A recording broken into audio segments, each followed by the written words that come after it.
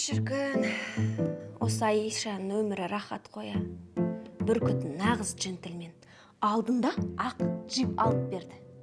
Енді міне, бриллиант сақина сыйлап отыр.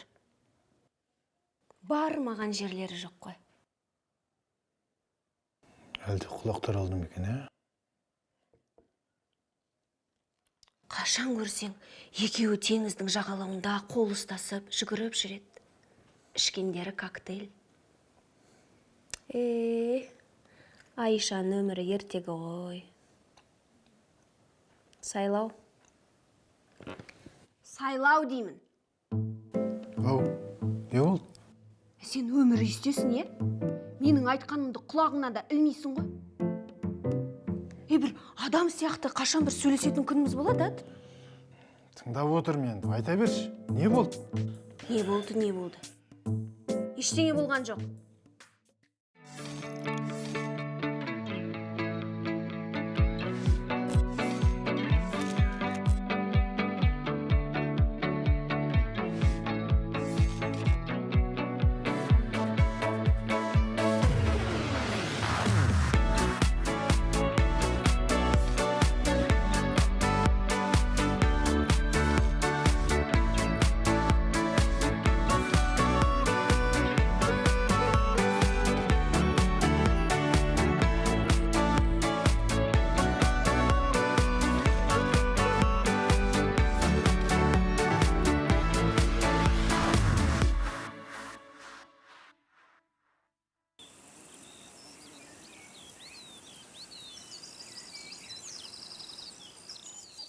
Айтпасаң қош.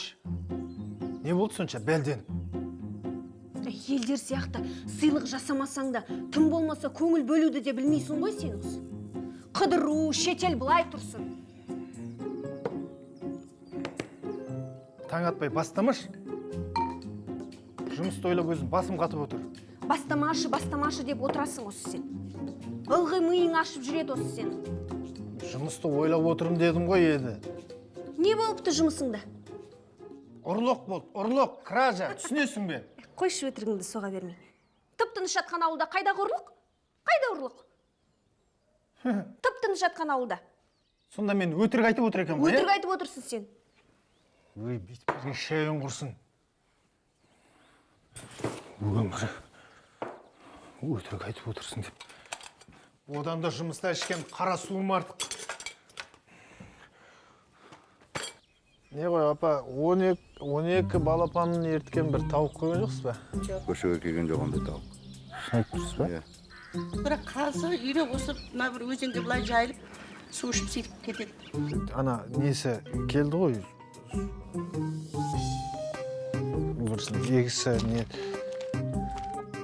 Көрмедім. Жоқ.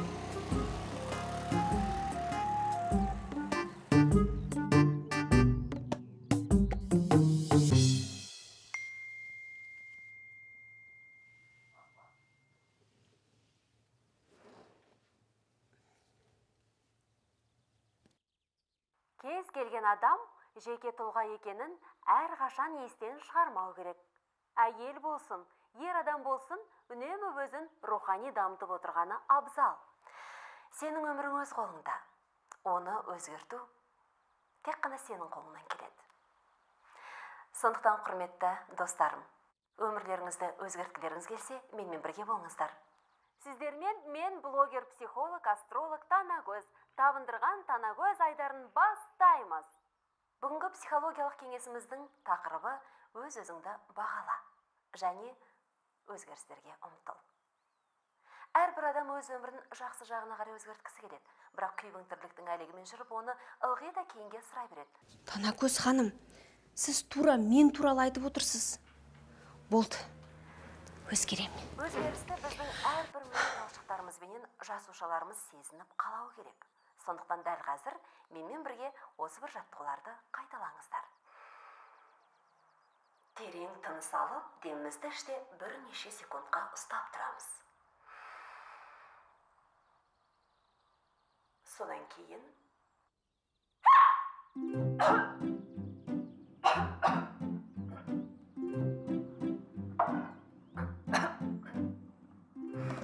кешіріңіздер. керек. Сол кезде жетінші жоғарғы чакралар Шынымен де жеңілденіп қалдым ғой. негативпен ауырлықтан арыласыз. Болды. Мен өзгеремін. Бастамашы дейді ғой таң атпастан.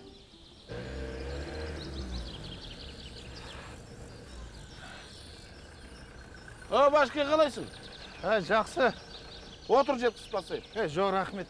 Жаяу жүріп бітіретін жұмыстарым бар. Немене? Көше жағалап тойға шақырырсың ба жұртты? Осы сенің қалжың бітпейді. Ауылда ұрлық болыпты, ұрлық. Не дейді? Ой, тып-тыныш жатқан ауылды бүлдіріп, не ұрлапты? Не ұрланған ана? Тауық ұрланды. 12 балапан ерткен, мекен тоқ. Ой, қалжыңдамашы. Шын айтам. Сенді, мен бір жалқы, бір әрі бірдеме ұрланды екен демеймін. Мынау жүтесі ұят қой. Ой, біздің полиция тауық іздеп жүр балапанымен деп. Ол бір көп тауық болса жарайды. Полиция тауық атанайсың. Қой, отыр, жеткізіп тастайын жұмысқа. Сен алдымен арыздың иесі кім деп сұрасайшы? Кім? Ерғали. Ой, ол атышулы Ерғали ғой, арыз қой, білесің ба? Иә. Ол анау бала бақша, мектеп тіпті әкімшіліктің үстінен арыз жазды ғой. Сол ғой енді ертеңнен кешке дейін жаяу сабылып жүрген. Оның үстіне ана тауығын телефонға суретке түсіріп алып келіпті. Ертең ауылдағы полиция жұмыс жасамайды деп ауданға, орталыққа арыз жазса бітті ғой шаруам. Соны ойлап, кешеден бері мазам жоқ. Оның үстіне ана ұлданады.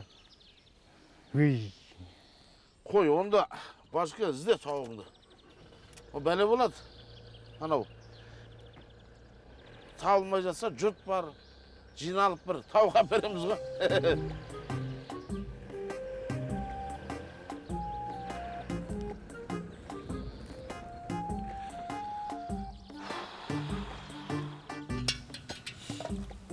Ұлдан әкем де келді. Сүзбе мен ірімшіктен жасалынған құрт дәмді болады. Балалар жақсы көреді. Мағар таза асарте құрт болды ғой. Сәлеметсіз бе? Сәлеметсе. Қалайсыздар? Құрт жасап жатырсыздар ма? Иә. Алан, аналарды алшақ қой, жабысып қалмасын бір-біріне. Жабыспайды. Жабысса дәу қылып жасай салам. Әрімшік қосылған құрт. Мен қатты жақсы көрем осындай құртты. Кел көмектес. Ендеше, кім көбірек құрт жасайды, соны санайық па қазір? Санайық. Сөйтейік. Ал кеттік. Мен өзім жасаған құрттарды тез тауып бере алам. Себебі олар кішкентай болып шығады. Киімнің өлшемімен айтқанда эска құрттар ғой сенге. Иә. Аида қандай байқағыш, а? Расында да сондай екен? Сіздердікі МК. Мұқаш, Қыстаубай, Сайлау ағалардікі 3 Excel болып шығады. Мына үлкендеу бітті ғой. О, мен қандай құрт жасау керек екен білем.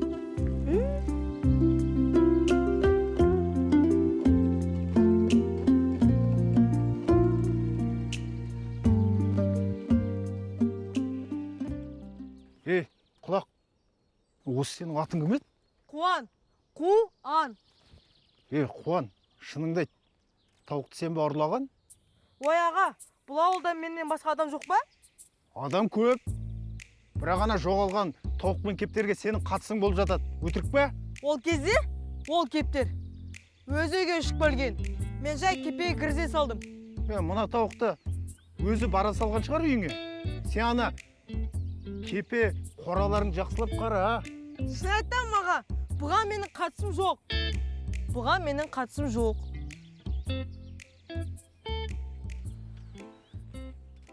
Қуан, ұрлық жайында ешкім ештеңе деп жүрген жоқ па? Мына балалар бірдеңе деп айтқан жоқ па?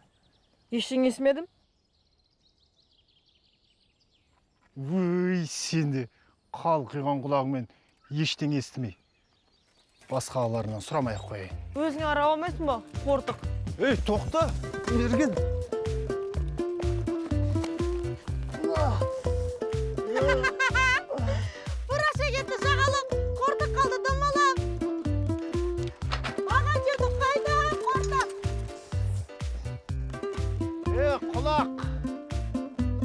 түсерсің әлі.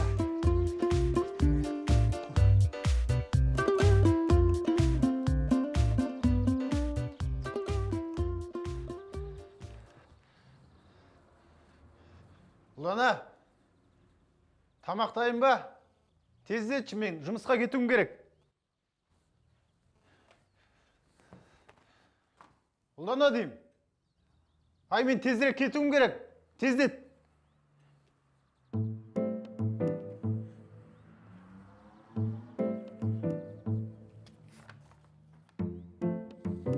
Сайлау, саған бәрі үшін рахмет. Саған еш ренішім жоқ. Бақытты бол, бірақ мен де кең тыныс алып өмір сүргім келеді. Жабық чакраларымды ашқым келеді. Сау бол, Сайлау. Чакра дейді.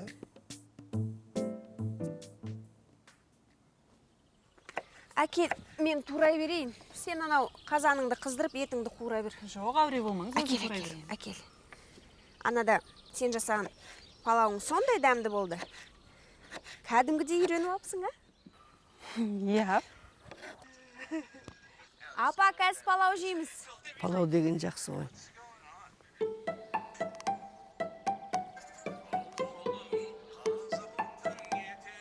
Арман. Опа. Ана қыз саған ештеңе деген жоқ па? Қай қыз? Ұлдананы айтам. Жоқ. Ұлында не қып жүр? Үйіне қайтпай ма?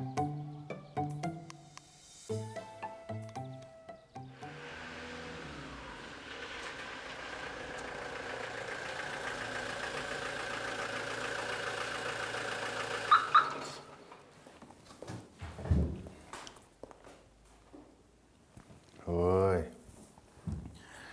мынау да тағы миды ашытатын болды ғой. Қалай башка? Жақсы.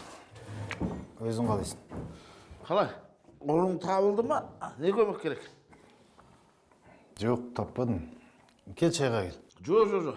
Мен қазған тамақ ішіп, олту дәмділеп тұрып, тамақ жасап та еті мал қалып. Таңқиып тойып алдым. Менің мына түскі асымды көріп әдей айтып отырсың ғой, ә? Жоқ. Енді түскі асқа үй жағына барып келмедің бе? Үйге барғанда үйде Ұлдана жоқ. Қайда кетті? Ренжісіп қалдыңдар ма? Енді және болға сен ренжісіп болады ғой. Саяғын сылдырлайды, ашу басылады келеді ғой. Жоқ, бажеке, бұл жолы жай сылдыр болмай тұр. Кесе сынып тұр. Шешесінің үйіне кетіп қалыпты. Шешесінің үйіне кетіп қалды ма Ұлдана? Ондай жоқ еді ғой. Не қалды еді сонда? Сол өзімде дұрыс түсінбедім. Чакраларымды ашам деймін, ә? Чакра? Бұл не? Бизнес пе?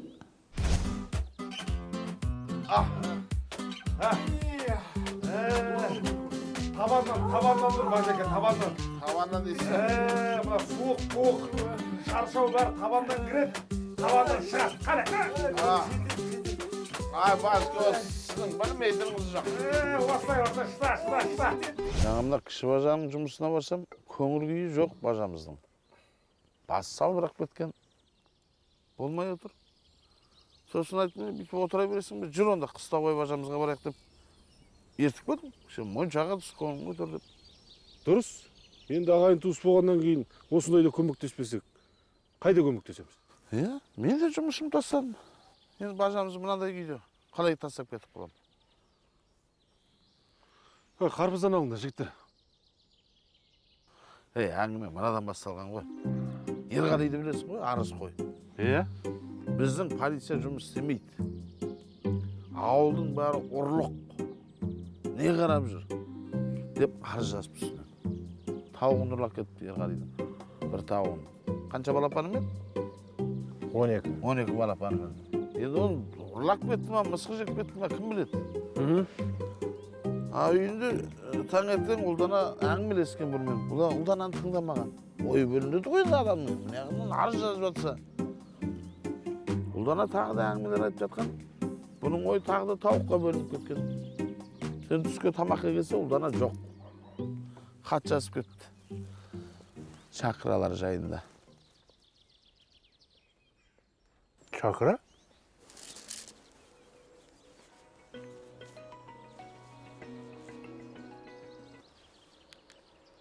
Апа, қалайсыздар? Жақсы. Ана қызға не болғаны? Қай қыз? Ұлдана. Таңертең келді. Не қазір түс ауды. Әлі айналшықтап біздің үйден шықпайды. Ештеңе білмейсің ба? Білмеймін. Ана WhatsApp-ыңда еш нәрсе жазып па ол? Жоқ, жазған жоқ. Күнде таңертең қайырлы таң, күндеріңіз сәтті болсын деп жазып тұратын. Мегабайт таусылып қалған шығар. Жарайды. Осы үлкен кісілер қызық. Үйіне бармасаң, келмей кеттің дейді. Барсаң, неғып жүр дейді. Қиын жағдай екен. Бажеке, артым барайын ба?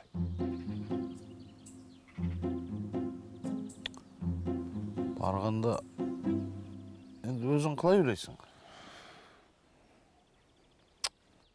Білмегесін сұрап отырмын ғой. Мұндай жағдайда сен не істедің? Мен бе? Иә. Ой, мен бұл әңгімені баяғыда жауып тастағам. Сол үйленгенімізге бір 2 ай болды ма? Ұлбосының аяқ астынан құтырып, кетем деді. 4 күніме кетем деп. Қоймайды. Ой, қоятын шығар деп жарап үндемеймін. Қарасым көтеріп бара жатыр. Кетем де кетем.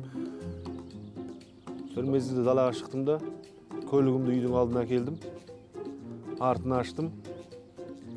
Ұлбосының артынан келген бүкіл заттың барлығын тиі бастадым жер. Әне. Ұлбосының ыңғайсыздана бастады. Сөзге тартқысы келеді. Мен ләм-мим деместен ең соңғы кесені салдым да өзімнің қоңыр даусыммен. Ұлбосын отыр, үйің апарып тастайым дедім. Ал ана жерде жыла. Жаңа кетем деген Ұлбосын ағыл теңіл еңіреп жылап жалынып маған. Қыстауай кешірші. Енді өмірімде кетем деген аузымдан сөз шықпайды. Кешірші мені, осы соңғы рет болсын деп. Енді менде тас емеспін ғой. Менде райымнан қайттым. Жібідім. 20 жыл өтті. Бір ұрыс болған жоқ. Орнына қойып тастаған сол. Азамат жігіт екен. Ай Мұқа, бұл жағдайда сендер не істеуші едіңдер? Тө. Бізде тек осынғы дейін ренжітеген болмапты. Ой. Мұқа. Ой, рос сенбейсіңдер. Қалай ренжісесің? Естедім ғой. Сүйіктім. Ана әйелдер оңашша сөйлесіп жатыр екен. Ой, Мұқан ашуланса үйінен кетіп қалады, көлігіне қонады деп. Ой, айтып отырмын ау. Әйелдердің бір әзіл шығар. Әйелдердің әңгімесінде нең бар сен? Жоқ, енді құлағым шалып қол енді. Келе жатыр. Жігіттер, қарбыздан. Ыстық бауырсақ алыңдар. Бажалар отырысы қалай болып жатыр? Дәмді. Оңашаланып, бірдеңелерді айтып отырасыңдар. Мен жолап кетсем болды. Бар деп қуып шығасың.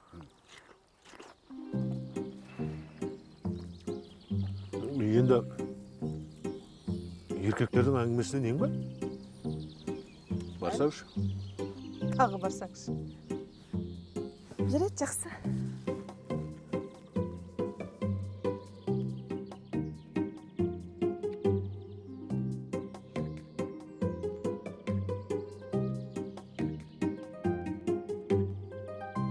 Сен мұна терезіңнен ештеңе естілмеші ме өзім? Жоқ.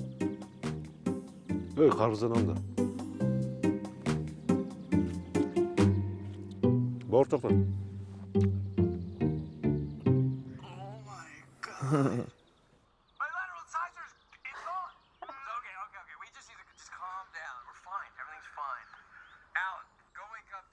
Жаным-ау, қайынәпкеңе шай дайындатып қойып, өзің кино көріп өтқанын қалай болады екен?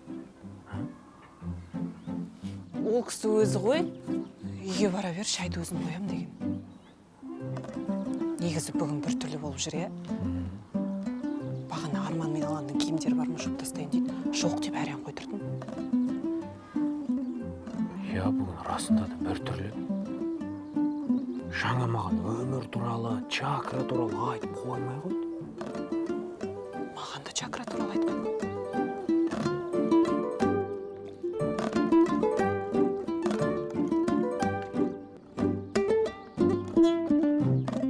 Апа, естіген құлақта жазық жоқ.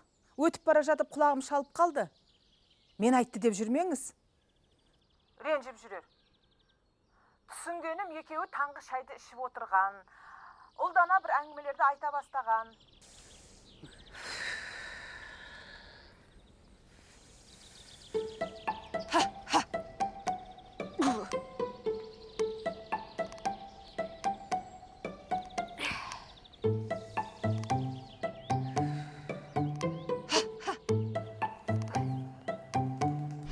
Сен қыз, не өнер шығарып жүрсің, а?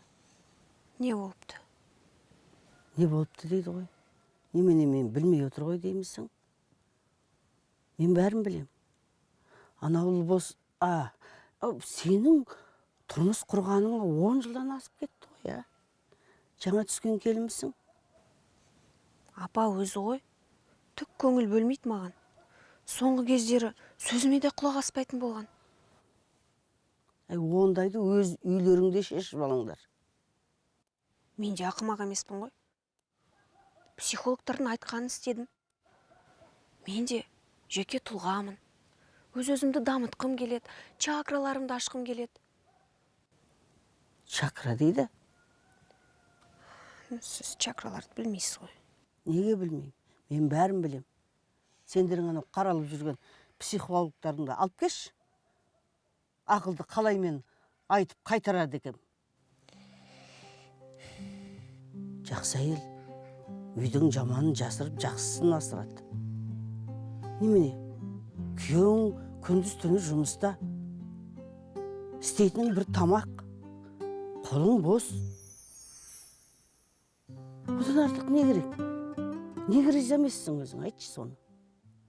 Әйел адамның ұнататын заттары болады. Соған ақылдасқысы келеді. Енді әңгімесін айтқанда тыңдап, сенде ой бөлісуің керек еді ғой. Былай қарағанда сенде де дұрыс емес қой бұл жерде. Мүмкін. Кей кезде өзімізде жұмыс деп жұмысқа көп көңіл бөліп кетеміз. Жігіт адам деген жұмысында жасау керек. Келіншегінің де жағдайын жасау керек. Бала шағаға тәрбиесін беру керек. Ол түсінікті нәрсе ғой енді. Алло. Балам, не болды? Иә. Бір тауық па? Балапандары бар ма екен қасында? Неше балапан?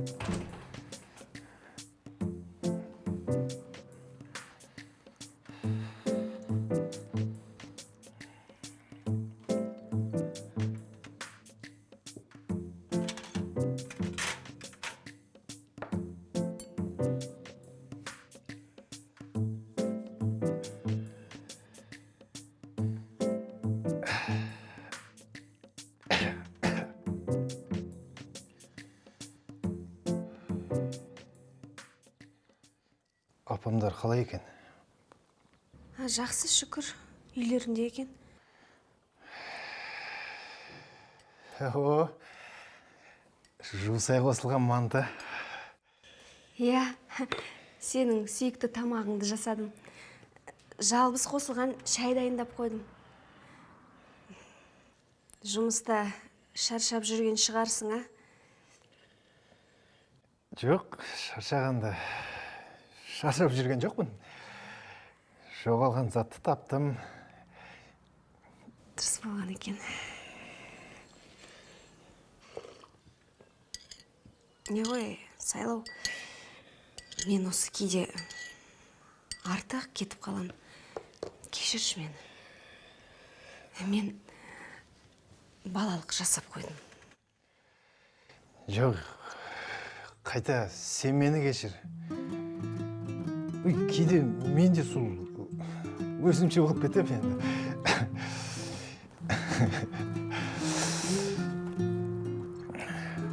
Не ғой, ана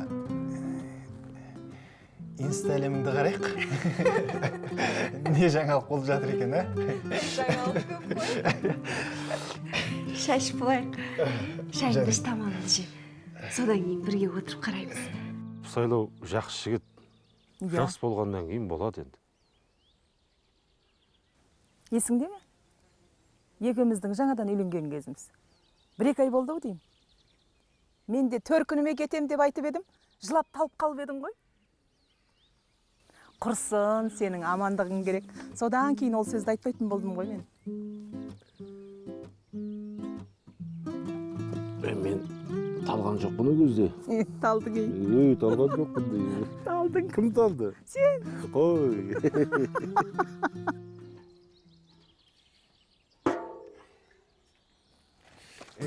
Құлақ, қолға түстің бе бәлем? Ағатай, іші беріңізші.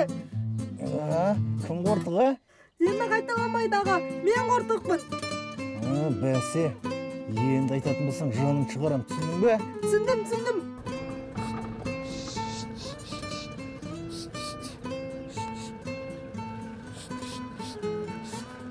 Қалайсың башке? Жақсы.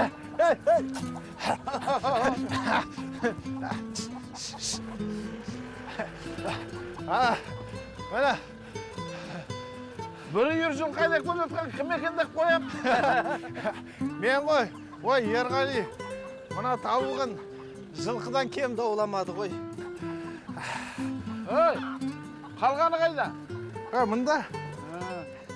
Енді жем беріп, қарын тойғызып, бірақ апарып бермедің бе, риза болып қалатын еді ғой. Сөйтем қазір.